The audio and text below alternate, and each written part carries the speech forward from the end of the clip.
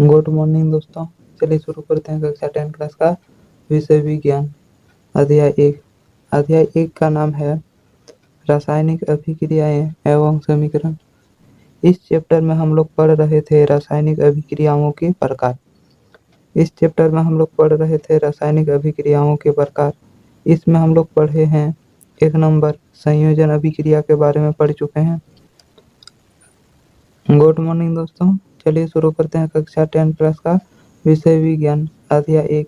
अध्याय 1 का नाम है रासायनिक अभिक्रियाएं एवं समीकरण। अध्याय 1 का नाम है रासायनिक अभिक्रियाएं एवं समीकरण। अध्याय 1 का नाम है रासायनिक अभिक्रियाएं एवं समीकरण।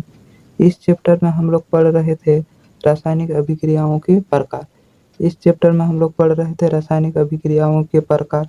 इसमें हम लोग सबसे पहले 1 नंबर पढ़ चुके हैं। संयोजन अभिक्रिया के बारे में हम लोग पहले पढ़ चुके हैं। अब हम लोग पढ़ेंगे 2 नंबर वियोजन अभिक्रिया। वियोजन अभिक्रिया को अपघटन अभिक्रिया भी कहते हैं। वियोजन अभिक्रिया या अपघटन अभिक्रिया, इसको हम लोग पढ़ेंगे। तो चलिए सबसे पहले आप सब देख लीजिए क्रियाकलाप 1.1। क्रियाकलाप 1.1 आप सब अपने अपने किताब में देख लीजिएगा। क्रियाकलाप 1.5 क्रियाकलाप 1.5 आप सब अपने अपने किताब में देख लीजिएगा। क्रियाकलाप 1.5 में इस क्रियाकलाप में क्या बोल रहा है, अच्छा से सुन लीजिएगा, देख लीजिएगा। सूक्ष्म क्वथनांक नली में 2 ग्राम फेरस सल्फेट को क्रिस्टल के क्रियाकलाप 1.5 में देख लीजिएगा। आप सब क्या बोल रहा है, एक सूक्ष्म क्वथनांक नली में 2 ग्राम फेरस सल्फेट के क्रिस्टल लीजिए। एक सूक्ष्म क्वथनांक नली में 2 ग्राम फेरस सल्फेट के क्रिस्टल लीजिए। आप सब सबसे पहले 2 ग्राम फेरस सल्फेट एक सूक्ष्म क्वथनांक में लीजिएगा। इसको लेने के बाद गर्म कीजिएगा। 2 ग्राम फेरस सल्फेट को एक सूक्ष्म क्वथनांक नली में लीजिएगा और 2 ग्राम फेरस सल्फेट को आप लोग एक शुष्क क्वथनांक नली में लीजिएगा। गर्म करने से पहले फेरस सल्फेट का रंग देख लीजिएगा किस प्रकार का रंग है। फेरस सल्फेट को गर्म करने से पहले देख लीजिएगा किस प्रकार का रंग है। आगे देखिए, जब हम लोग फेरस सल्फेट को गर्म करते हैं, गर्म करने के बाद ये अनेक उत्पाद में टूटता है। चलिए फेरस सल्फेट का सूत्र लिखते हैं। फेरस सल्फेट का सूत्र होता है FeSO4। ये फेरस सल्फेट का सूत्र है। फेरस सल्फेट ठोस अवस्था में पाया जाता है। यहाँ पर लिखा गया है क्रिस्टल मतलब ठोस, और इसका नाम है फेरस सल्फेट। इसका नाम है फेरस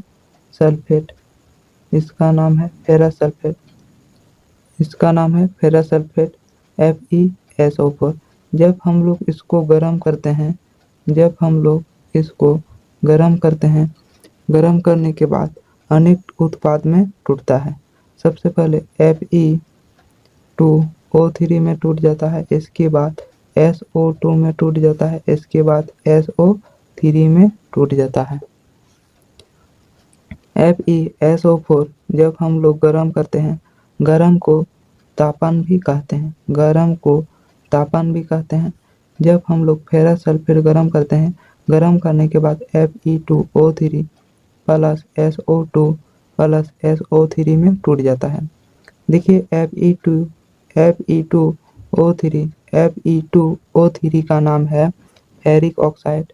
इसका नाम है फेरिक ऑक्साइड।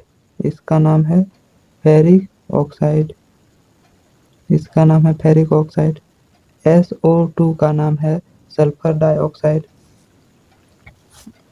इसका नाम है सल्फर डाइऑक्साइड।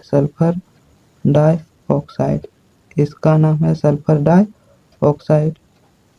SO3 का नाम है sulphur trioxide, sulphur trioxide, sulphur trioxide, sulphur trioxide, इसका नाम है सल्फर ट्राइऑक्साइड।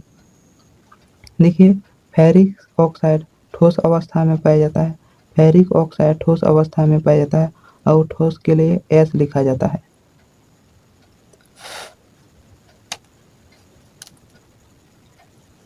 फेरिक ऑक्साइड ठोस अवस्था में पाया जाता है और ठोस के लिए S लिखा जाता है, ठोस के लिए S लिखा जाता है, इसलिए यहाँ पर S लिखेंगे। SO2 sulphur dioxide, sulphur dioxide, SO2 gas अवस्था में पाया जाता है, SO2 गैस अवस्था में पाया जाता है, इसलिए गैस के लिए G लिखेंगे। SO3 sulphur trioxide, sulphur trioxide, ये गैस अवस्था में पाया जाता है, इसलिए यहाँ पर G लिखेंगे, इसलिए यहाँ पर G लिखेंगे। देखिए अभिकारक का परमाणु संख्या और उत्पाद का परमाणु संख्या, क्या आपस में दोनों की परमाणु संख्या बराबर है? अभिकारक का परमाणु संख्या और उत्पाद का परमाणु संख्या, क्या दोनों तरफ तत्व के परमाणु संख्या में, आगे देखिए अभिकारक का परमाणु संख्या और उत्पाद का परमाणु संख्या, अभिकारक का परमाणु संख्या और उत्पाद का परमाणु संख्या, क्या दोनों तरफ के तत्व के परमाणु संख्या आपस में बराबर है? देखिएगा दोनों तरफ बराबर नहीं है। देखिए अभिकारक में Fe का परमाणु संख्या 1 Fe का परमाणु संख्या 1 और उत्पाद में देखिए 1 दूना 2, 1 दूना 2। देखिए अभिकारक का और उत्पाद का परमाणु संख्या आपस में बराबर नहीं है। देखिए सल्फर का 1 अभिकारक में सल्फर का परमाणु संख्या 1, उत्पाद में देख लीजिए 1 2 है, 1 2 है, और ऑक्सीजन का देख लीजिए अभिकारक में 1 4 4, अभिकारक में 1 4 4, उत्पाद में देखिए 1 तिया 3, 1 दूना 2, 1 तिया 3, यहाँ पर 3, यहाँ पर 2, यहाँ पर 3, कितना हुआ 3 और 2 जोड़ेंगे कितना हो जाएगा 3 और 2 जोड़ेंगे, यहाँ पर प्लस चिन्ह लगा हुआ है, 3 और 2 जोड़ेंगे यहाँ पर प्लस चिन्ह लगा हुआ है, 3 और 2 5, 5 और 3 8, कितना है 8। उत्पाद में ऑक्सीजन का परमाणु संख्या 8 और अभिकारक में है 4। जब किसी तत्व का परमाणु संख्या आपस में बराबर न रहे, उस तरह के समीकरण को कंकाली समीकरण कहते हैं या ढांचा समीकरण, कंकाली समीकरण या ढांचा समीकरण भी बोल सकते हैं। कंकाली समीकरण, कंकाली समीकरण। चलिए इसको संतुलित करते हैं। सबसे पहले देखिए Fe का परमाणु संख्या यहाँ पर संतुलित करते हैं। FeSO4 ये ठोस अवस्था में पाया जाता है। जब हम इसको तापन करते हैं, जब हम लोग इसको उष्मा देते हैं या तापन करते हैं, उष्मा देते हैं या तापन करते हैं, ये Fe2O3 फेरिक ऑक्साइड ठोस अवस्था में पाया जाता है, इसलिए यहाँ पर S लिखेंगे प्लस SO2 सल्फर डाइऑक्साइड ये गैस अवस्था में पाया जाता है, इसलिए यहाँ पर G लिखेंगे। आगे देखिए SO3 ये गैस अवस्था में पाया जाता है, इसलिए यहाँ पर G लिखेंगे। ये गैस अवस्था में पाया जाता है, इसलिए यहाँ पर G लिखेंगे। इसमें देखिए Fe का परमाणु संख्या दोनों तरफ मिलाते हैं, Fe का परमाणु संख्या दोनों तरफ मिलाते हैं। सबसे पहले अभिकारक में देखिए 1 उत्पाद में देखिए 1 दूना 2, 1 दूना 2, 1 फेरस सल्फेट का सूत्र FeSO4 होता है, फेरस सल्फेट का सूत्र FeSO4 होता है और फेरिक ऑक्साइड का सूत्र ये होता है। देखिए सूत्र ये होता है, इसके आगे 2 लगाएंगे Fe की परमाणु संख्या संतुलित करने के लिए, Fe की परमाणु संख्या संतुलित करने के लिए Fe के आगे 2 लगाएंगे। देखिए 2 1 2, 2 1 2 और उत्पाद में देखिए 1 दूना 2, दोनों तरफ बराबर हो गया।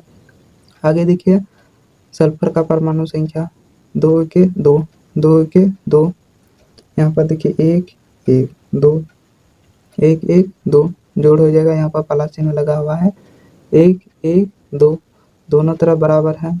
सल्फर का परमाणु संख्या, आगे देखिए ऑक्सीजन का परमाणु संख्या 4 दूना 8, सॉरी 2 4 है 8, 2 4 है 8। आगे देखिए यहाँ पर है 3, यहाँ पर है 2, यहाँ पर है 3, जोड़िए कितना हो जाएगा 8। यहाँ पर हुआ 8, यहाँ पर हुआ 8। दोनों तरफ की परमाणु संख्या बराबर है, दोनों तरफ की परमाणु संख्या बराबर है। जब दोनों तरफ का परमाणु संख्या बराबर है उस तरह के समीकरण को संतुलित समीकरण कहलाता है, उस तरह के समीकरण को संतुलित समीकरण कहलाता है। यह संतुलित समीकरण है, यह संतुलित समीकरण है। देखिए अभिकारक कितना है, देखिए एक, उत्पाद कितना बन गया है, देखिए 1 2 3, और इसी को यहाँ पर संतुलित किए हैं। अभिकारक देखिए कितना है 1, उत्पाद देखिए कितना है 1 2 3, 1 2 3। वियोजन या अपघटन अभिक्रिया, वियोजन या अपघटन अभिक्रिया, देखिए वियोजन या अपघटन अभिक्रिया को किस तरह का अभिक्रिया कहते हैं। देखिए वियोजन अभिक्रिया या अपघटन अभिक्रिया, यहाँ पर लिखते हैं डेफिनेशन। वियोजन या अपघटन अभिक्रिया का डेफिनेशन यहाँ पर लिखते हैं, यहाँ पर लिखते हैं। सबसे पहले किताब द्वारा लिखेंगे, जो किताब में दिया गया है वही चीज लिखेंगे। इस अभिक्रिया में, इस अभिक्रिया में, इस अभिक्रिया में, इस अभिक्रिया में एकल अभिकर्मक, एकल अभिकर्मक, एकल अभिकर्मक टूटकर, एकल अभिकर्मक टूटकर छोटे छोटे, टूटकर छोटे छोटे, टूटकर छोटे छोटे उत्पाद, छोटे छोटे उत्पाद, छोटे छोटे उत्पाद प्रदान करता है, छोटे छोटे उत्पाद प्रदान करता है। यह एक वियोजन अभिक्रिया है, यह एक वियोजन अभिक्रिया है, वियोजन अभिक्रिया है, वियोजन अभिक्रिया है, अभिक्रिया। देखिए डेफिनेशन, इस अभिक्रिया में एकल अभिकर्मक टूटकर छोटे छोटे उत्पाद प्रदान करता है, यह एक वियोजन अभिक्रिया है। देखिए उत्पाद कितना है या अभिकर्मक कितना है, एक। अभिकर्मक या अभिकारक कितना है, एक। अभिकर्मक या अभिकारक कितना है, देखिए एक।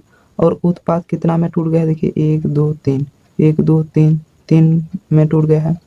अभिकारक कितना है, देखिए सबसे पहले यहाँ पर लिखते हैं अभिकारक, अभिकारक देखिए कितना है 1, और उत्पाद कितने में टूट गया है, और उत्पाद कितने में टूट गया है, उत्पाद 3 जगह में टूट गया है। इस अभिक्रिया में एकल अभिकर्मक टूटकर छोटे छोटे उत्पाद प्रदान करता है, यह एक वियोजन अभिक्रिया है। वियोजन अभिक्रिया उस तरह की अभिक्रिया को कहेंगे जिसमें अभिकारक या अभिकर्मक एक हो, वो टूटकर 2 या 2 से अधिक उत्पाद का निर्माण करे, वह वियोजन अभिक्रिया कहलाएगा। आगे देखिए ये डेफिनेशन हम लोग अपने से लिखेंगे, या में यहाँ पर डेफिनेशन हम लोग अपने से लिखेंगे वियोजन अभिक्रिया का। चलिए लिखते हैं यहाँ पर हम लोग अपने से,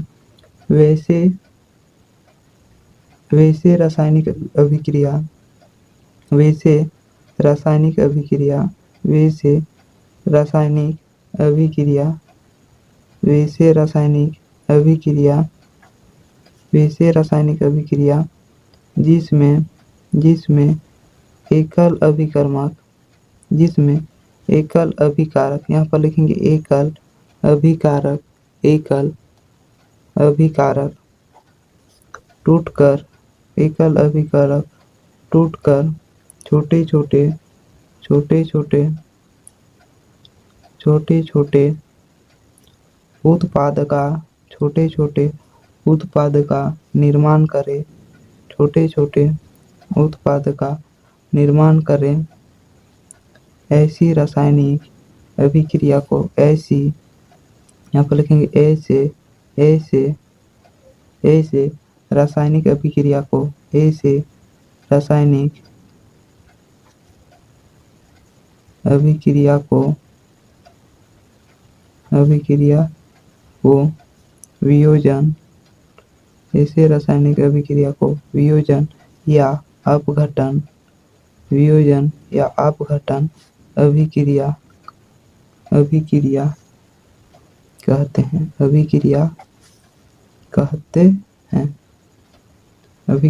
कहते हैं।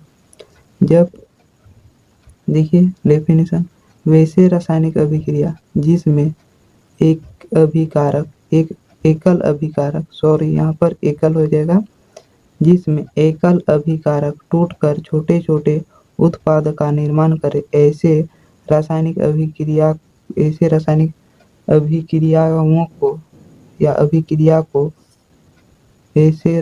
अभिक्रिया को वियोजन या अपघटन अभिक्रिया कहते हैं।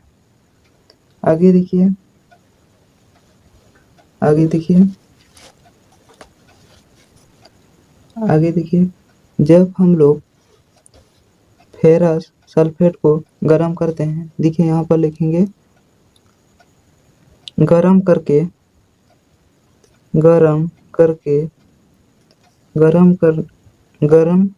करने पर लिखेंगे यहाँ पर गर्म करने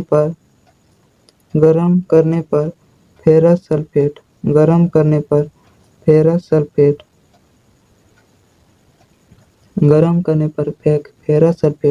फेरस सल्फेट होता है FeSO4.7H2O का क्रिस्टल जल त्याग देता है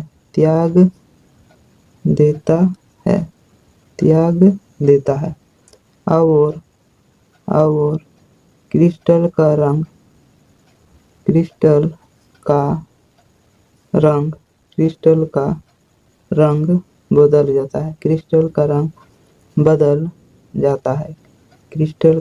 बदल जाता है। इसके उपरांत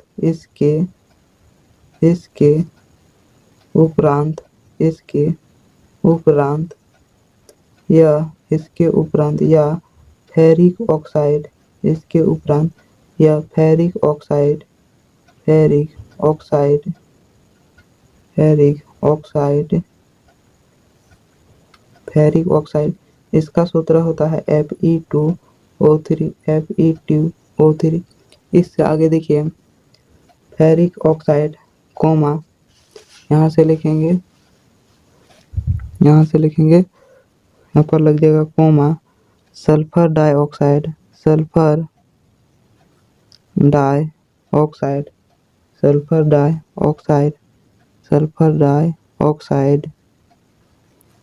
तथा सल्फर डाइऑक्साइड का सूत्र होता है SO2, इसका सूत्र होता है SO2 तथा सल्फर ट्राइऑक्साइड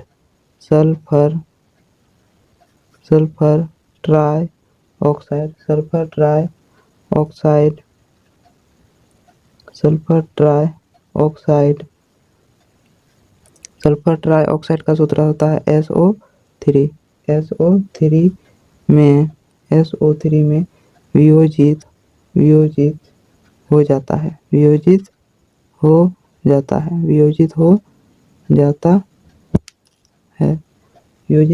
है। फेरिक ऑक्साइड ठोस है, फेरिक ऑक्साइड ठोस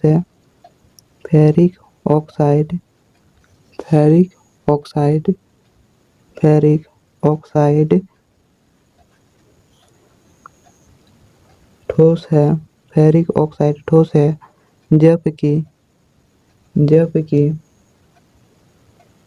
जबकि SO2 तथा SO3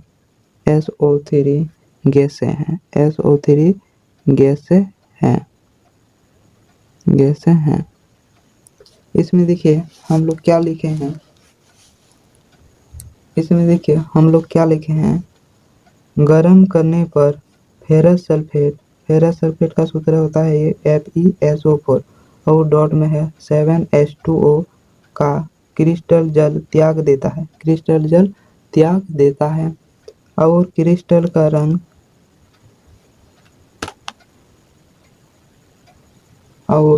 क्रिस्टल का रंग बदल जाता है। इसके उपरांत यह फेरिक ऑक्साइड का सूत्र होता है Fe2O3।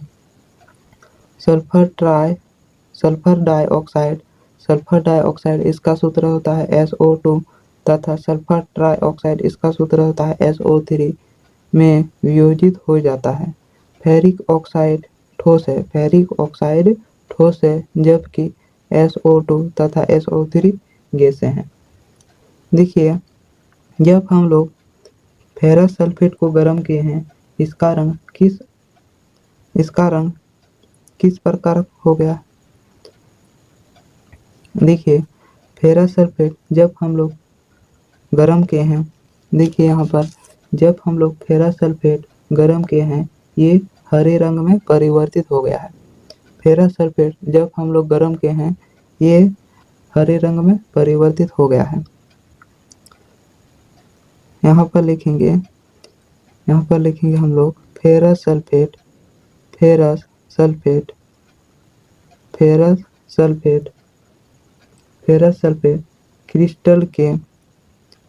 क्रिस्टल के हरे रंग में परिवर्तित या परिवर्तन हुआ है। ये चीज याद रखिएगा, फेरस सल्फेट क्रिस्टल के हरे रंग में परिवर्तित हुआ है। जब हम लोग फेरस सल्फेट को गर्म किए हैं, वह हरे रंग में परिवर्तित हो गया है। आगे देखिए, वियोजन अभिक्रिया का उदाहरण और है। वियोजन अभिक्रिया में क्या बोल रहा है, अभिकारक एक ही होना चाहिए। वियोजन अभिक्रिया में बोल रहा है अभिकारक एक ही होना चाहिए और उत्पाद एक या एक से अधिक होना चाहिए। अभिकारक एक होना चाहिए और टूटकर उत्पाद अनेक होना चाहिए। आगे देखिए, वियोजन अभिक्रिया का उदाहरण सबसे पहले यहाँ पर लिखते हैं उदाहरण।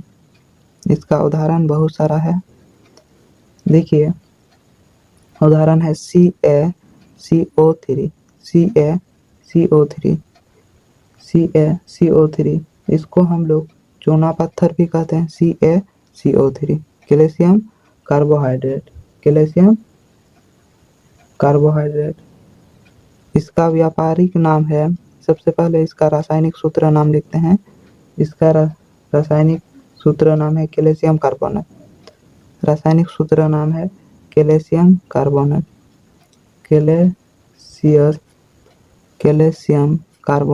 कैल्शियम कार्बोनेट यह है रासायनिक नाम। चलिए इनका व्यापारिक नाम लिखते हैं। इसका व्यापारिक नाम है चूना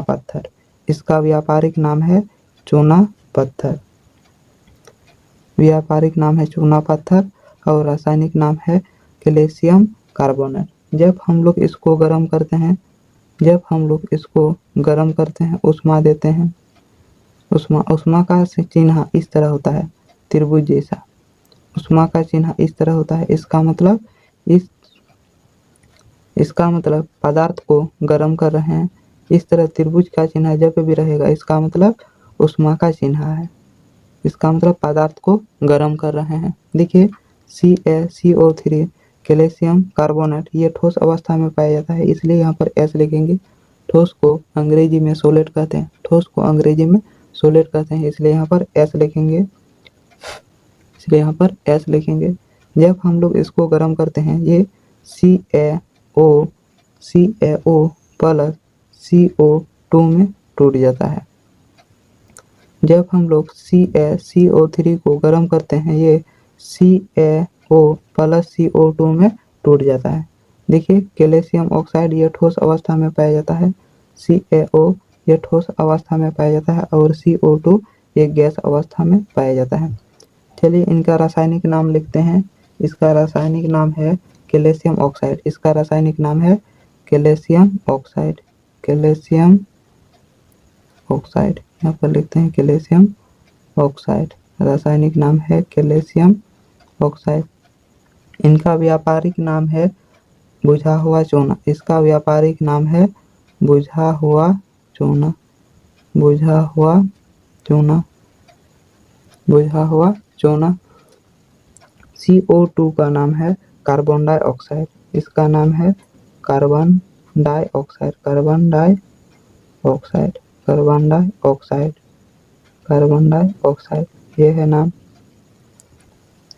चलिए इसका थोड़ा लिखते हैं कारण। चलिए इसका लिखते हैं कैल्शियम कार्बोनेट। ये किस अवस्था में पाया जाता है कैल्शियम कार्बोनेट? CO2। चलिए इसका विशेषता लिखते हैं CaCO3 यानी। चलिए इसका विशेषता लिखते हैं कैल्शियम कार्बोनेट ये किस अवस्था में पाया जाता है, इसका क्या काम है। CO2 ये किस काम में पाया जाता है। चलिए इसका विशेषता लिखते हैं कैल्शियम कार्बोनेट ये किस काम में आता है। CaO कैल्शियम ऑक्साइड ये किस काम में आता है। कार्बन डाइऑक्साइड ये किस काम में आता है।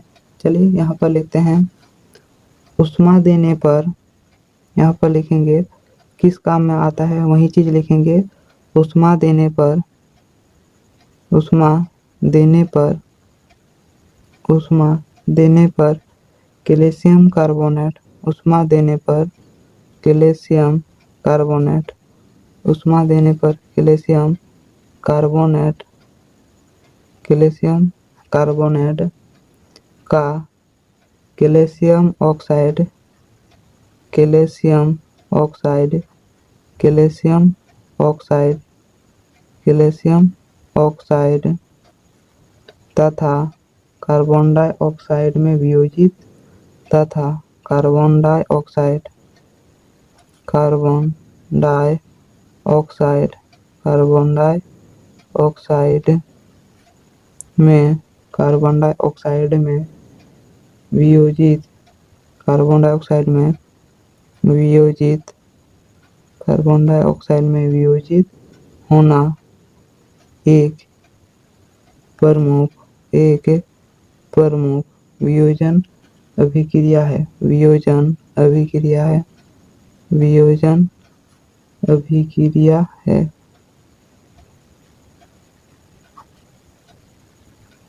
जिसका उपयोग, जिसका उपयोग, जिसका उपयोग विभिन्न उद्योग में, विभिन्न उद्योग में, विभिन्न उद्योग या उद्योगों में, उद्योगों में होता है, विभिन्न उद्योगों में होता है। कैल्शियम ऑक्साइड को चूना, कैल्शियम ऑक्साइड को चूना, कैल्शियम ऑक्साइड को चूना, कैल्शियम ऑक्साइड को चूना, चूना या बुझा हुआ चूना, बुझा हुआ चूना कहते हैं, चूना कहते हैं।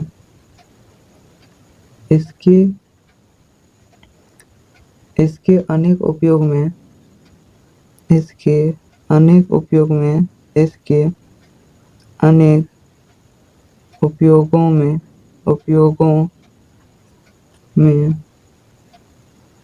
में से एक उपयोग, में से एक उपयोग, में से एक उपयोग सीमेंट के, एक उपयोग सीमेंट के निर्माण में होता है, सीमेंट के निर्माण में, निर्माण में होता है, होता है।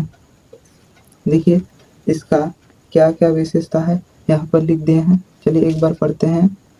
ऊष्मा देने पर, ऊष्मा देने पर कैल्शियम कार्बोनेट, कैल्शियम कार्बोनेट को जब हम लोग ऊष्मा देते हैं ये कैल्शियम ऑक्साइड तथा कार्बन डाइऑक्साइड में वियोजित होना एक प्रमुख वियोजन अभिक्रिया है।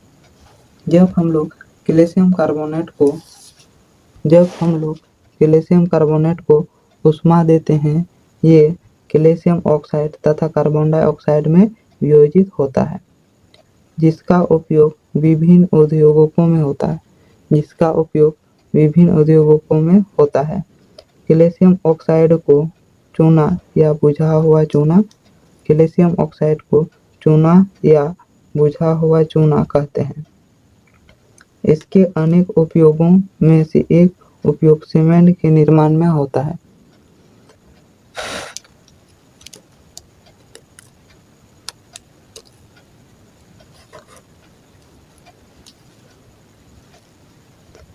सीमेंट के निर्माण में होता है।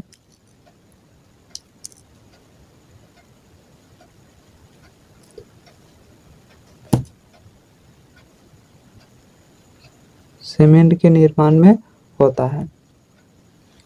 आगे देखिए ऊष्मा द्वारा किए जाने वाले वियोजन अभिक्रिया को ऊष्मीय वियोजन कहते हैं। आगे देखिए ऊष्मा द्वारा, यहाँ पर लिखेंगे ऊष्मा के द्वारा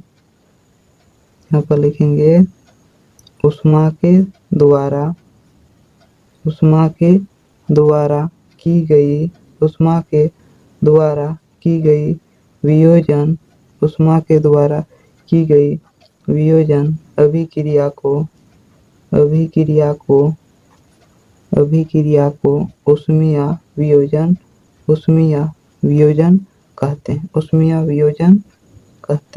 ऊष्मीय वियोजन कहते हैं। इसमें देखिए ऊष्मा के द्वारा की गई वियोजन अभिक्रिया को ऊष्मीय वियोजन कहते हैं।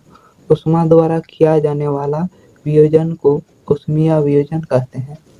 ऊष्मा द्वारा किए जाने वाले वियोजन अभिक्रिया को ऊष्मीय वियोजन कहते हैं। जितना अभिकारक ऊष्मा के द्वारा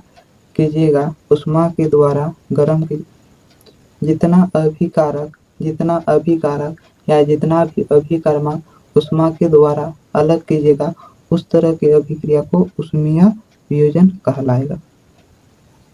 आगे देखिए क्रियाकलाप 1.4 में उदाहरण के लिए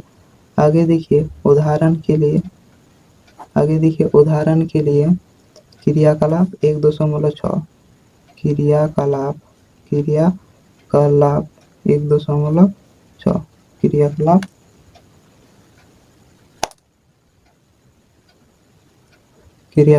1.6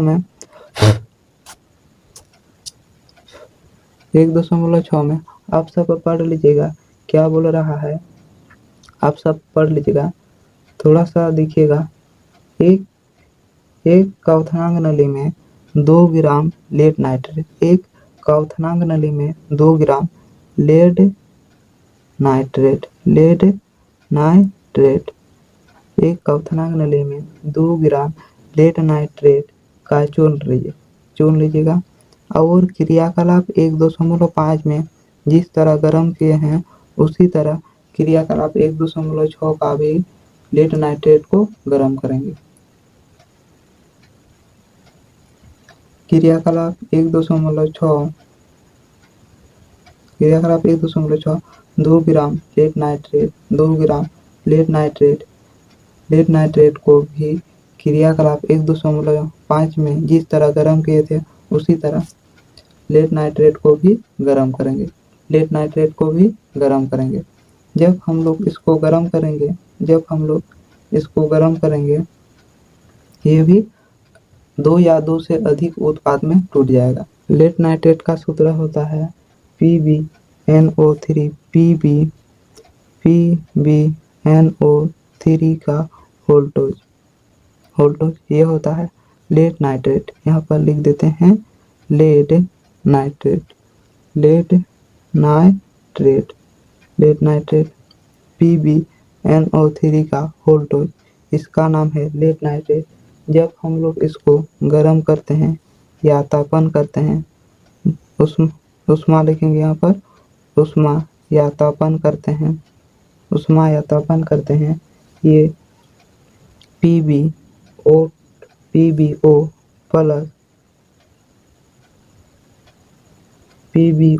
प्लस NO2 प्लस O2 में टूट जाता है। PbNO3 का होल टू, जब हम लोग इसको गर्म करते हैं ये PbO plus NO2 plus O2 में टूट जाता है। इसमें देखिए अभिकारक का परमाणु संख्या और उत्पाद का परमाणु संख्या दोनों तरफ आपस में बराबर है। सबसे पहले इसका देखिए PbO का नाम, देखिए PbO का नाम देखिए लेड ऑक्साइड, इसका नाम है लेड ऑक्साइड, इसका नाम है lead oxide, lead oxide. NO2 का नाम है नाइट्रोजन डाइऑक्साइड, NO2 का नाम है नाइट्रोजन डाइऑक्साइड, नाइट्रोजन डाइऑक्साइड, यहाँ पर लिखते हैं नाइट्रोजन डाइऑक्साइड, नाइट्रोजन डाइऑक्साइड, यह है इसका नाम। O2 का नाम देखिए क्या है, O2 का नाम है ऑक्सीजन, O2 का नाम है ऑक्सीजन, O2 का नाम है ऑक्सीजन, यहाँ पर लिखते हैं O2 का नाम है ऑक्सीजन, जगह नहीं है, O2 का नाम है ऑक्सीजन, आप सब देख लीजिए O2 का नाम है ऑक्सीजन। इसमें देखिए अभिकारक का परमाणु संख्या और उत्पाद का परमाणु संख्या क्या दोनों तरफ बराबर है। सबसे पहले इसका सूत्र दूसरे जगह लिखते हैं, इसका सूत्र दूसरे जगह लिखते हैं,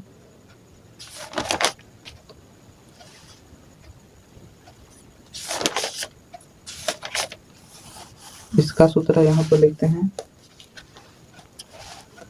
इसका सूत्र यहाँ पर लिखते हैं। चलिए सबसे पहले यहाँ पर लिखते हैं, लेड नाइट्रेट का सूत्र होता है Pb, लेड नाइट्रेट का सूत्र होता है PbNO3 का होल टू, ये होता है, यह ठोस अवस्था में पाया जाता है, यह ठोस अवस्था में पाया जाता है। जब हम लोग इसको गर्म करते हैं, गर्म के लिए इस तरह का चिन्ह लगाया जाता है, गर्म करने के लिए इस तरह का चिन्ह लगाया जाता है। ये गर्म करने पर PbO plus NO2 plus O2 में टूट जाता है। देखिए PbO ये ठोस अवस्था में पाया जाता है, PbO ये ठोस अवस्था में पाया जाता है, इसलिए ठोस के लिए S लिखेंगे। NO2 ये गैस अवस्था में पाया जाता है, इसलिए यहाँ पर G लिखेंगे। और ऑक्सीजन ये गैस अवस्था में पाया जाता है, इसका नाम है लेड नाइट्रेट, इसका नाम है लेड नाइट्रेट, पहले लिख चुके हैं, इसका नाम है लेड नाइट्रेट। जब हम लोग इसको गर्म करेंगे PbO plus NO2 plus O2 में टूट जाएगा, में टूट जाएगा, में टूट जाएगा। इसमें देखिए क्या दोनों तरफ के परमाणु संख्या आपस में बराबर है। देखिए अभिकारक में सबसे पहले लेड का सूत्र, इसमें देखिए दोनों तरफ में सबसे पहले लेड का परमाणु संख्या दोनों तरफ बराबर करते हैं। देखिए लेड का परमाणु संख्या दोनों तरफ बराबर करते हैं। देखिए लेड का देखिए 1 1 1, उत्पाद में देखिए 1 1 1 1 1 1 1 1 1, दोनों तरफ बराबर है, दोनों तरफ बराबर है। आगे देखिए नाइट्रोजन का परमाणु संख्या, नाइट्रोजन का परमाणु संख्या देखिए अभिकारक में 1 2 2, 1 2 2, अभिकारक में 1 2 2, नाइट्रोजन का है 2, उत्पाद में देखिए 1 है, यहाँ पर 2 है, यहाँ पर 1 है। नाइट्रोजन का अभिकारक में है 2 और उत्पाद में है नाइट्रोजन का 1। आगे देखिए ऑक्सीजन का परमाणु संख्या अभिकारक में,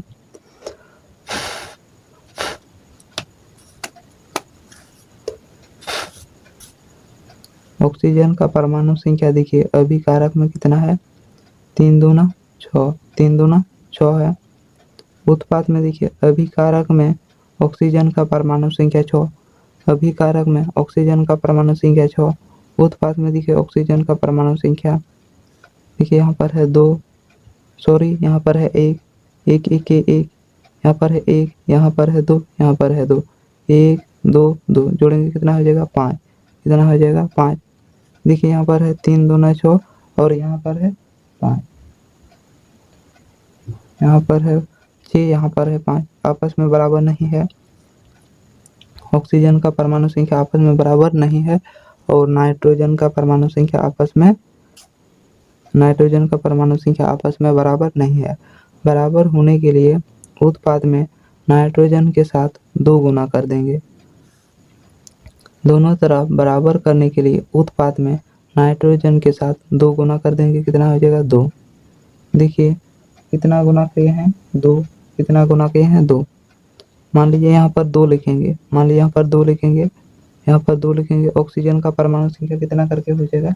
आगे देखिए यहाँ पर लिखेंगे मान लीजिए 2, आगे देखिए ऑक्सीजन का परमाणु संख्या 2 दूना 4 हो जाएगा, 2 दूना 4 हो जाएगा 4 और यहाँ पर है 2, कितना हो जाएगा 4 और 2 6 और यहाँ पर है 1 7। आपस में बराबर नहीं हो जाएगा। देखिए बराबर करने के लिए क्या करेंगे, इसके आगे 2 लगाएंगे, इसके आगे 2 लगाएंगे, यहाँ पर 4 लगाएंगे, यहाँ पर 4 लगाएंगे और यहाँ पर 2 लगाएंगे। इस तरह दोनों तरफ के परमाणु संख्या बराबर हो जाएंगे। जब दोनों तरफ के परमाणु संख्या आपस में बराबर है उस तरह के समीकरण को संतुलित समीकरण कहलाएगा। उस तरह के समीकरण को संतुलित समीकरण कहलाएगा। संतुलित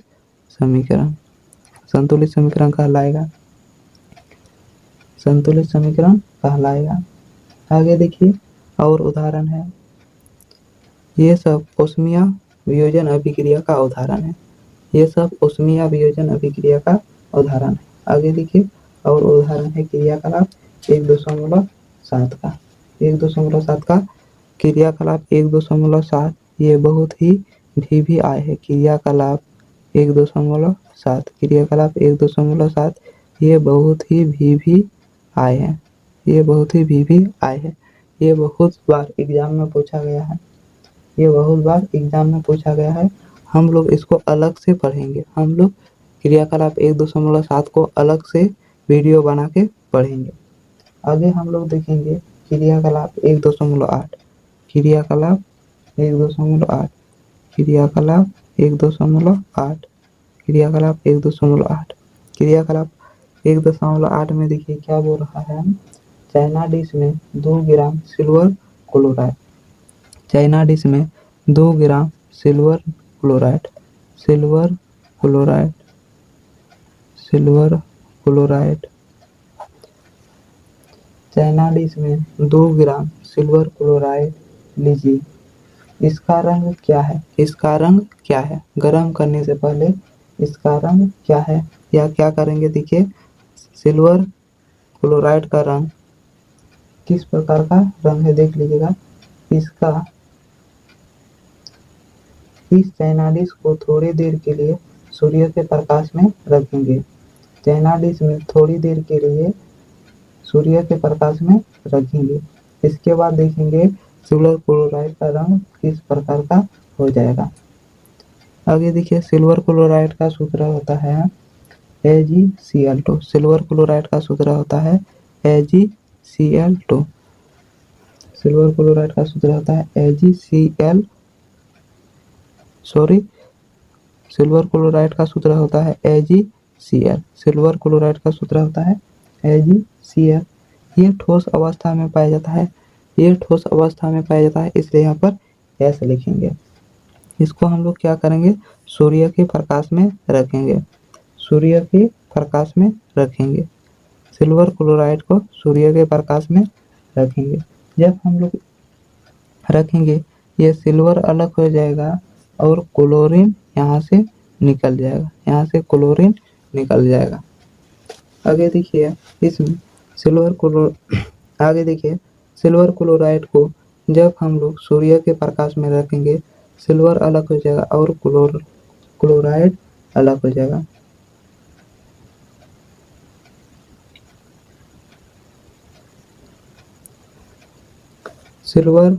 जब हम लोग सिल्वर क्लोराइड को सूर्य के प्रकाश में रखेंगे ये सिल्वर अलग हो जाएगा और क्लोरीन अलग हो जाएगा। आगे देखिए इसमें सिल्वर ठोस अवस्था में पाया जाता है। इसलिए यहाँ पर S लिखेंगे। क्लोरीन गैस अवस्था में पाया जाता है, क्लोरीन गैस अवस्था में पाया जाता है, इसलिए यहाँ पर जी लिखेंगे। इसका नाम है सिल्वर क्लोराइड, यहाँ पर लिखेंगे इसका नाम है सिल्वर क्लोराइड, रासायनिक नाम है सिल्वर क्लोराइड। Ag का नाम है सिल्वर, Ag का नाम है सिल्वर। Cl2 का नाम है क्लोरीन, Cl2 का नाम है क्लोरीन। ये है क्लोरीन। इसमें देखिए क्या दोनों तरफ के परमाणु संख्या आपस में बराबर है? इसमें देखिए दोनों तरफ के परमाणु संख्या आपस में बराबर है। देखिए दोनों तरफ के परमाणु संख्या आपस में बराबर नहीं है, इसलिए सबसे पहले यह ढांचा समीकरण कहलाएगा। सबसे पहले यह ढांचा समीकरण कहलाएगा, ढांचा समीकरण कहलाएगा, ढांचा समीकरण कहलाएगा। आगे देखिए इसको संतुलित करते हैं। सिल्वर क्लोराइड का सूत्र होता है AgCl2 AgCl। यह है सिल्वर क्लोराइड, यह ठोस अवस्था में पाया जाता है, इसे यहाँ पर S लिखेंगे। इसको सूर्य के प्रकाश में रखेंगे, इसको सूर्य के प्रकाश में रखेंगे, इसको सूर्य के प्रकाश में रखेंगे। ये Ag में टूट जाएगा, प्लस Cl2 अलग हो जाएगा, Cl2 अलग हो जाएगा, ये गैस अवस्था में मिल जाएगा, ये गैस अवस्था में मिल जाएगा। इसमें देखिए सबसे पहले क्लोरीन का परमाणु संख्या बराबर करते हैं, सबसे पहले क्लोरीन की परमाणु संख्या बराबर करते हैं। देखिए यहाँ पर है 1 1 1 1, यहाँ पर है 1 2 ना 2। उत्पाद में है क्लोरीन की संख्या 2, अभिकारक में है क्लोरीन की संख्या 1। बराबर होने के लिए सिल्वर क्लोराइड के आगे 2 गुना करेंगे, सिल्वर क्लोराइड के साथ 2 गुना करेंगे, सिल्वर क्लोराइड के साथ 2 गुना करेंगे। देखिए अब 2 के 2, 1 2 ना 2, क्लोरीन का परमाणु संख्या 2 के 2, 1 2 ना 2। आगे देखिए सिल्वर का, क्लोरीन का परमाणु संख्या दोनों तरफ बराबर है, क्लोरीन का परमाणु संख्या दोनों तरफ बराबर है। आगे देखिए सिल्वर का 2 के 2, 1 1 1, 2 के 2। उत्पाद में सिल्वर के आगे 2 गुना करेंगे, उत्पाद में सिल्वर के आगे 2 गुना करेंगे। इसमें देखिए दोनों तरफ के तत्वों का परमाणु संख्या बराबर है, दोनों तरफ के तत्वों का परमाणु संख्या बराबर है। जब दोनों तरफ के तत्वों का परमाणु संख्या आपस में बराबर रहे, उस तरह के समीकरण को संतुलित समीकरण कहलाता है, उस तरह के समीकरण को संतुलित समीकरण कहलाता है। जब किसी तत्व में दोनों तरफ के परमाणु संख्या बराबर रहे, उस तरह के समीकरण को संतुलित समीकरण कहलाएगा।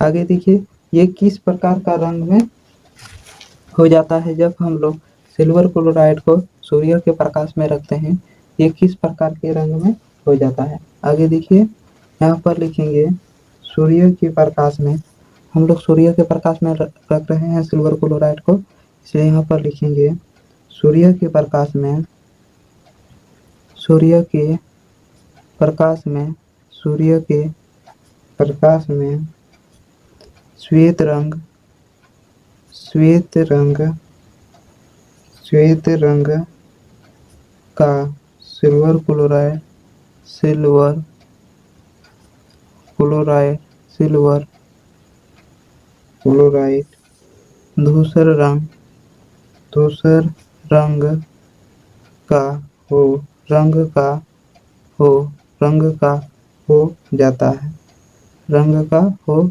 जाता है। सूर्य के प्रकाश में श्वेत रंग का सिल्वर क्लोराइड धूसर रंग का हो जाता है। आगे देखिए सिल्वर ब्रोमाइड भी इसी प्रकार अभिक्रिया करता है, सिल्वर ब्रोमाइड, सिल्वर ब्रोमाइड। आगे देखिए सिल्वर ब्रोमाइड, आगे देखिए silver bromide, silver bromide, silver bromide भी इसी प्रकार, सिल्वर ब्रोमाइड भी इसी प्रकार अभिक्रिया करता है, सिल्वर ब्रोमाइड भी इसी प्रकार अभिक्रिया करता है, इसी प्रकार अभिक्रिया करता है। सिल्वर ब्रोमाइड भी इसी प्रकार अभिक्रिया करता है। सिल्वर ब्रोमाइड का सूत्र होता है AgBr। सिल्वर ब्रोमाइड का सूत्र होता है AgBr। ये भी ठोस अवस्था में पाया जाता है, सिल्वर ब्रोमाइड ठोस अवस्था में पाया जाता है। जब हम लोग इसको गर्म करते हैं सिल्वर ब्रोमाइड जब हम लोग इसको सूर्य के प्रकाश में रखते हैं, सूर्य के प्रकाश में जब हम लोग इसको सूर्य के प्रकाश में रखते हैं, ये सिल्वर और ब्रोमीन अलग हो जाता है, सिल्वर और ब्रोमीन अलग हो जाता है।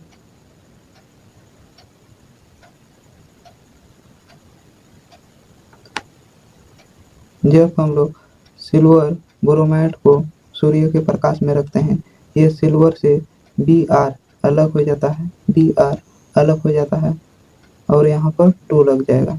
आगे देखिए, ये है सिल्वर ब्रोमाइड, Ag है सिल्वर, Ag है सिल्वर, Ag है सिल्वर, Ag है सिल्वर, Br2 का नाम है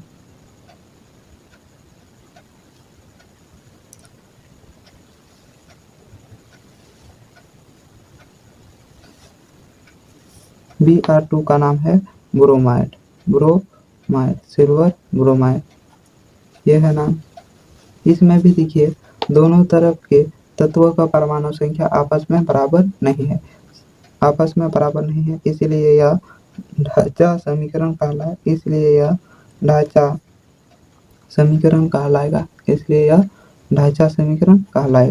इससे आगे देखिए इसको संतुलित करते हैं, इसलिए यहाँ पर लिखेंगे संतुलित समीकरण, इसको हम लोग संतुलित करेंगे, इसलिए यहाँ पर लिखेंगे संतुलित समीकरण। आगे देखिए इसको संतुलित करते हैं, सबसे पहले सूत्र लिखते हैं AgBr, इसको सूर्य के प्रकाश में रखेंगे, सूर्य के प्रकाश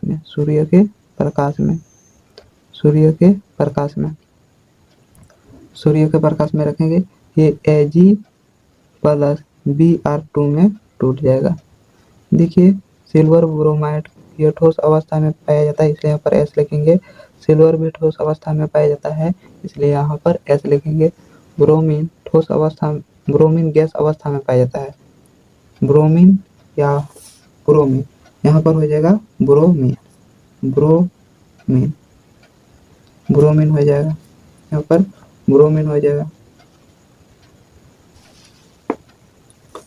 ब्रोमीन हो जाएगा, Br2 ये गैस अवस्था में पाया जाता है, इसलिए यहाँ पर गैस लिखेंगे। इसमें भी देखिए यहाँ पर 2 लग जाएगा और यहाँ पर 2 लग जाएगा। अब दोनों तरफ के परमाणु संख्या आपस में बराबर है, दोनों तरफ के तत्वों के परमाणु संख्या आपस में बराबर है, इसलिए यह संतुलित समीकरण कहलाएगा, इसलिए यह एक संतुलित समीकरण कहलाएगा। आगे देखिए वियोजन अभिक्रिया में अभिकारक को तोड़ने के लिए क्या क्या जरूरत है। देखिए आगे स्टार लगा करके लिखिएगा, वियोजन अभिक्रिया को बनाने के लिए क्या क्या चाहिए, वियोजन अभिक्रिया में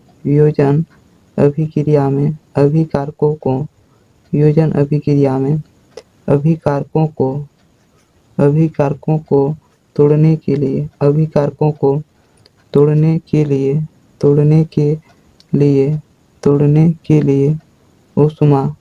के लिए सबसे पहले ऊष्मा, दूसरा प्रकाश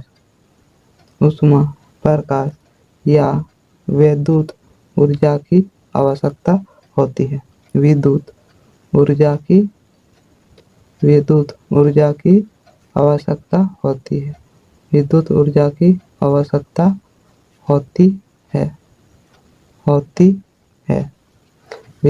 की आवश्यकता क्रियाकलाप 1.7 में जरूरत है, विद्युत ऊर्जा को क्रियाकलाप 1.7 में अभिक्रिया को तोड़ने के लिए चाहिए। आगे देखिए स्टार लगा दीजिए, जिन अभिक्रियाओं में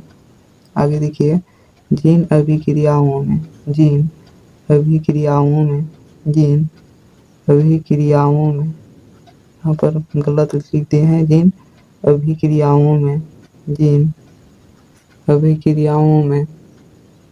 जिन अभिक्रियाओं में ऊर्जा अवशोषित जिन अभिक्रियाओं में ऊर्जा अवशोषित होती है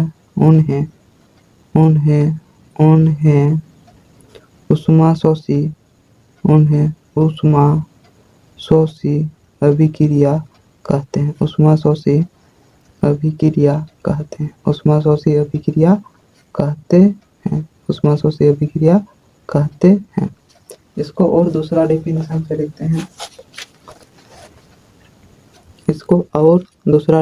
से लिखते हैं। यहाँ पर, या इस तरह लिखेंगे, जिन अभिक्रियाओं में, शुरुआत में सेम है, जिन अभिक्रियाओं में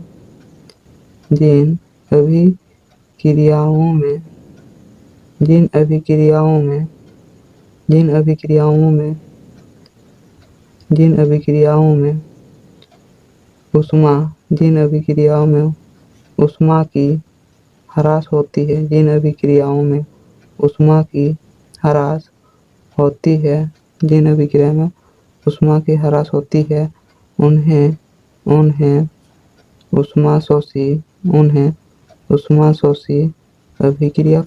उन्हें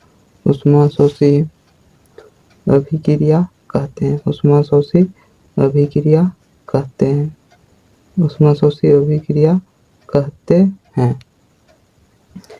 या हम लोग इस तरह भी लिख सकते हैं, जिन अभिक्रिया में ऊर्जा की ह्रास होती है उन्हें ऊष्माशोषी अभिक्रिया कहते हैं। तो चलिए वीडियो को यहीं पर एंड करते हैं। अगर आप सब वीडियो में नए हैं तो वीडियो को सबसे पहले लाइक कर दीजिएगा। इसके बाद दोस्तों के अगर आप सब वीडियो में नए हैं तो वीडियो को लाइक कर दीजिएगा, सब्सक्राइब कर दीजिएगा। इसके बाद अगर आप सब वीडियो में नए हैं तो वीडियो को लाइक कर दीजिएगा, सब्सक्राइब कर दीजिएगा और दोस्तों के साथ शेयर कर दीजिएगा। तब तक के लिए जय हिंद, जय भारत, जय झारखंड।